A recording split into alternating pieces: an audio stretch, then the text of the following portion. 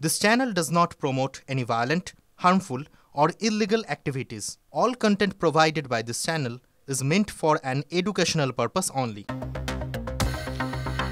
এবার কুয়েতের সর্বোচ্চ সম্মানে সম্মানিত ভারতের প্রধানমন্ত্রী দ্য অর্ডার অফ মুবারক আল কবির সম্মান দেওয়া হলো নরেন্দ্র মোদীকে। এই নিয়ে 20টা দেশের সম্মান পেলেন মোদী। এর আগে বিল ক্লিন্টন, জর্জ বুশের রাষ্ট্রপ্রধানদের কুয়েতের রাষ্ট্রীয় সম্মান দেওয়া হয়।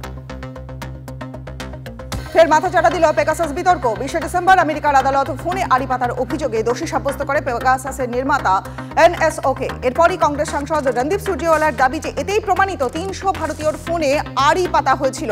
মেটা কর্তৃপক্ষের সেই নাম প্রকাশ করা উচিত, দাবি কংগ্রেস সাংসদদের। এবার উত্তরপ্রদেশের বরেলির এক আদালত সমন পাঠালো রাহুল গান্ধীকে। 7 জানুয়ারি লোকসভার বিরোধী দলনেতাকে আদালতে হাজিরার নির্দেশ। অর্থনৈতিক সমীক্ষা নিয়ে এক মন্তব্যের জেরে মামলার প্রেক্ষিতে হাজিরার নির্দেশ। মোদী সরকারের আমলে কম কাজের নিরিখে রেকর্ড করল এবারের শীতকালীন অধিবেশন। 2014 সাল থেকে নভেম্বরের জন্য সবচেয়ে কম কাজের যে লক্ষ্যমাত্রা রাখা হয়েছিল তার মধ্যে 52% কাজ লোকসভায়, রাজ্যসভায় কাজের হার 39%।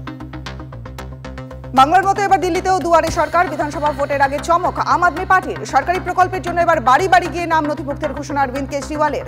মহিলা এবং প্রবীণদের জন্য বাড়ি গিয়ে নাম নথিভুক্ত করার ঘোষণা। দিল্লিতে অবৈধভাবে বসবাসকারী বাংলাদেশিদের বিরুদ্ধে জোরদার অভিযান। দিল্লি পুলিশ সূত্রের খবর যে এখনো পর্যন্ত 175 জন অনুপ্রবেশকারীকে চিহ্নিত করা হয়েছে। বিভিন্ন জায়গায় ডোর টু ডোর তল্লাশি দিল্লি পুলিশের। খতিয়ে দেখা হচ্ছে তাদের পরিচয়পত্র। পশ্চিমবঙ্গ এবং বিহারে বাড়ছে আর্সেনিকের প্রভাবের আশঙ্কা। আর্সেনিক মিশ্রিত ভূগর্ভস্থ জলের জন্য সবচেয়ে বেশি প্রভাব পড়েছে এই দুই রাজ্যে। জাতীয় পরিবেশ আদালতের রিপোর্ট কেন্দ্রের। 25টি রাজ্যের 230টি জেলায় বিক্ষিপ্তভাবে কিছু অঞ্চলে আর্সেনিক বেশি মাত্রায় রয়েছে, জানিয়েছে কেন্দ্র। বাঘের তাড়া খেয়ে ক্লান্ত হয়ে মৃত্যু ঘটল হাতির। উত্তরাখণ্ডের কানবেটে জঙ্গলে পুরুষ হাতির মৃত্যু। 2-3 দিন ধরে একটা বাঘ প্রতিনিয়তই ধাওয়া করছিল। ক্লান্তিতেই হাতির মৃত্যু, দাবি বন দপ্তরের। মূল কারণ জানতে হাতির ময়নাতদন্ত করা হয়েছে। আগামী 13 জানুয়ারি থেকে প্রয়াগরাজে মহাকুম্ভ মেলা। হাতে মাত্র সপ্তাহ 3 সময় রয়েছে, তাই প্রস্তুতি এখন তুঙ্গে। সাজো সাজো রব উত্তরপ্রদেশের প্রয়াগরাজে বিভিন্ন প্রান্ত থেকে আসতে শুরু করেছেন পূর্ণার্থী এবং সাধু সন্তরা। এখন থেকেই কড়া নিরাপত্তা প্রয়াগরাজ জুড়ে।